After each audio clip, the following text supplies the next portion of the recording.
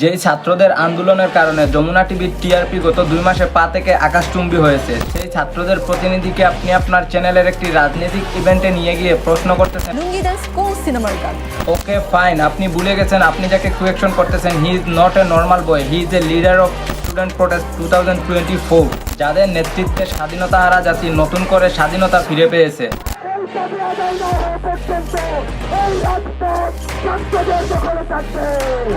আপনি ভুলে গিয়েছেন যেই ছেলেটা বৈষম্য বিরোধী ছাত্র আন্দোলনের লিডার, তার সামনেই দাঁড়িয়ে আপনি আবার বৈষম্য তৈরি করতেছেন। ওকে ফাইন, মানলাম আপনি সাদাকে সাদা বলেন এবং কালোকে কালো বলেন, but that time you are different. আপনি ওয়েল এডুকেটেড ব্রেইনি একজন স্টুডেন্ট প্রোটেস্ট লিডারকে বলেন ইয়েস অর নো এর মধ্যে আপনার প্রশ্নের আনসার দিতে।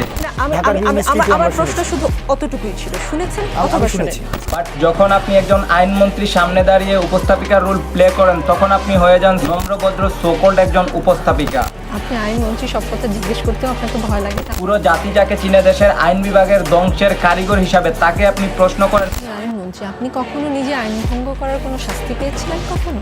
ওকে ফাইন, আপনি না হয় এটা জানতেন না, বাট আনিসুল হক এবং তার বান্ধবীর নামে যে 1000 কোটি টাকা মেরে দেওয়ার অভিযোগ আছে যেটা পুরো জাতি জানে, সেটাও কি আপনি জানতেন না? মানলাম আপনি দেশের খারাপ পরিস্থিতিতে সাধারণ শিক্ষার্থীদের পক্ষে কথা বলে জনগণের কাছে ভালো একটা স্থান পেয়েছেন, তার জন্য আপনাদের প্রতিষ্ঠানেরও অনেক প্রফিট হয়েছে, সেটা কমার্শিয়ালি হোক বা র্যাঙ্কিং এর দিক দিয়ে হোক। আপনি যদি মনে করেন বড় অডিয়েন্স বেস পেয়ে তাদেরকে নিয়ে মজা করবেন যারা মজা করার মতো কেউ না, তাদেরকে ডিসরেসপেক্ট করবেন যারা শুধুমাত্র রেসপেক্ট ডিজার্ভ করে, তাহলে দেশের জনগণেরও মনে পড়ে যাবে আপনারা যে সারা বছর নেতাদের তেল মেরে মেরে পৃথিবীর মতো আলু চাষ এবং মূলা চাষ নিয়ে পড়ে থাকতেন। একটা কথা মাথায় রাখবেন, যেই পাবলিক আকাশে উঠাতে পারে তারা চাইলে মাটিতেও নামাতে পারবে আবার।